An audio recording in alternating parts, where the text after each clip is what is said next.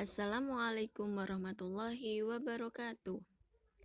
Sebelum memulai pelajaran hari ini, marilah kita membaca doa terlebih dahulu, agar ilmu yang kita peroleh bermanfaat bagi kita semua. Berdoa mulai, berdoa selesai. Ibu akan melanjutkan materi kemarin, yakni materi tentang sistem pencernaan pada manusia.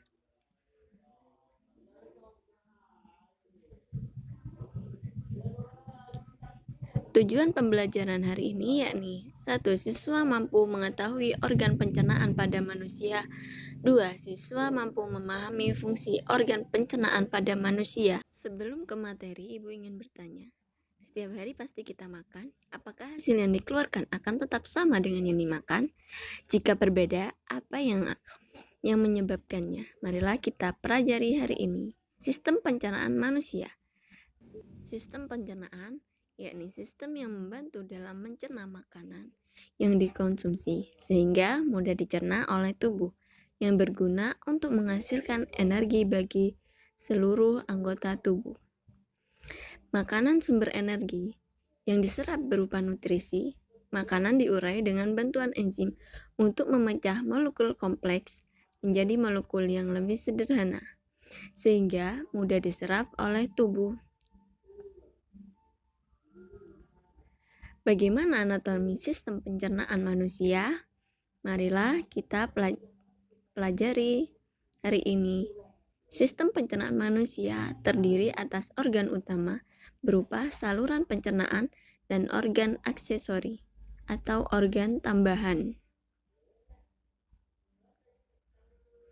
Saluran pencernaan merupakan saluran yang dilalui bahan makanan yang dimulai dari mulut, kerongkongan, lambung, usus halus, usus besar, rektum, dan berakhir di anus.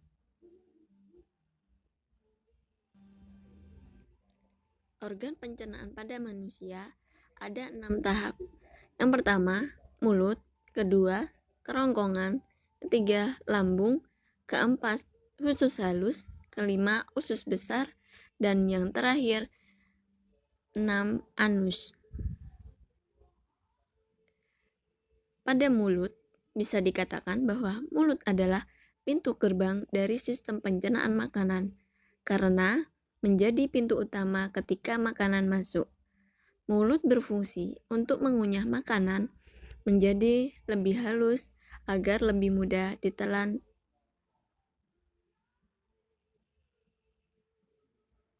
Makanan melalui mulut akan mengalami proses pencernaan secara kimia dan mekanik. Organ yang membantu proses pencernaan dalam mulut seperti lidah, gigi, dan kelenjar air liur.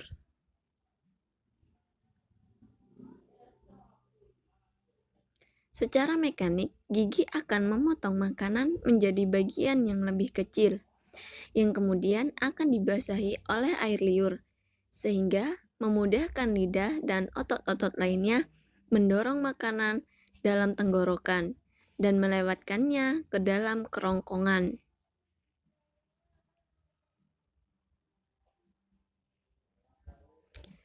Yang kedua, kerongkongan. Setelah makanan melalui mulut dan ditelan, makanan akan melalui tenggorokan dan kerongkongan. Kerongkongan ini berperan dalam mengantarkan makanan yang sudah ditelan untuk melalui proses selanjutnya dalam lambung. Gerakan kerongkongan yang berkontraksi untuk mendorong makanan ke lambung disebut gerak peristaltik.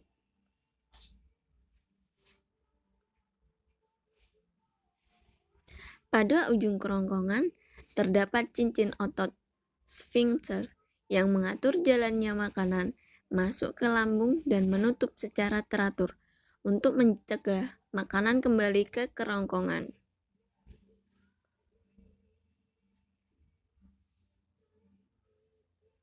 Yang ketiga ada lambung. Lambung atau ventriculus mempunyai bentuk seperti kantong yang menggelembung dan pada bagian kiri perut. Lambung mempunyai 3 fungsi utama, Yang pertama, tempat menyimpan makanan sementara sebelum disalurkan ke organ selanjutnya. Kedua, memecah dan mengaduk makanan dengan mekanisme gerak peristaltik. Yang ketiga, mencerna dan menghancurkan makanan dengan bantuan enzim dalam lambung.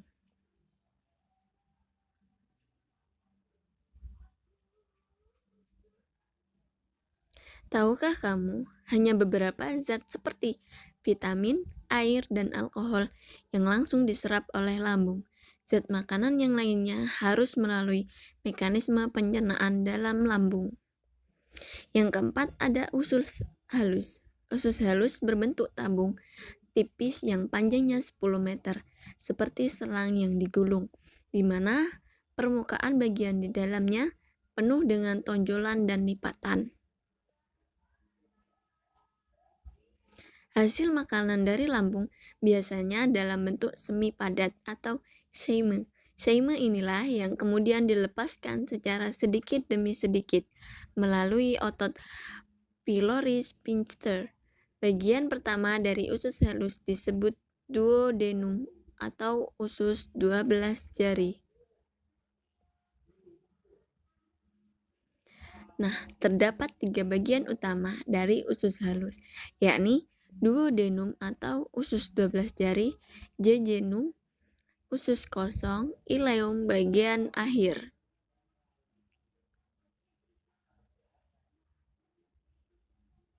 Usus 12 jari, duodenum, berperan dalam proses pencernaan makanan secara kimiawi dengan bantuan getah empedu dan getah pankreas.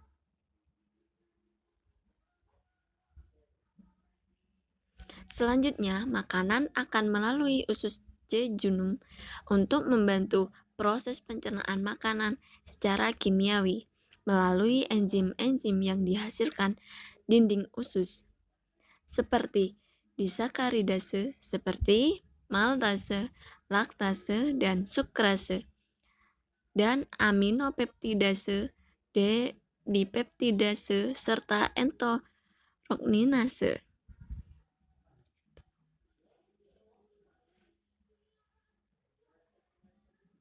Bagian akhir usus halus adalah ileum, yang mana bertugas dalam menyelesaikan proses penyerapan nutrisi dan menyerap asam empedu untuk dapat didaur ulang kembali.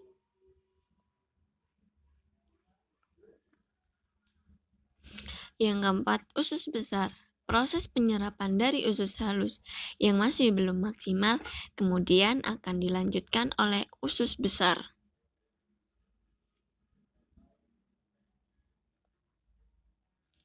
Usus besar berbentuk seperti huruf U, terbalik, yang panjangnya sekitar 5-6 meter. Terdapat 3 bagian utama, yakni usus besar, yaitu cecum, kolon, dan rektum.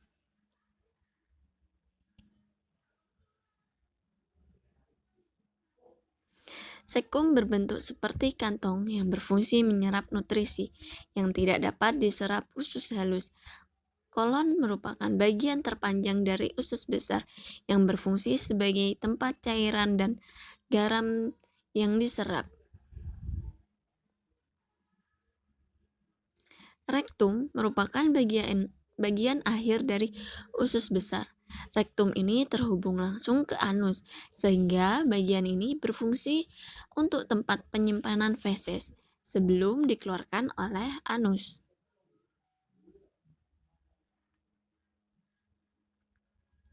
Fungsi utama usus besar yakni membuang air dan garam yang tidak dapat dicerna dan membentuk limbah padatan yang dapat dikeluarkan.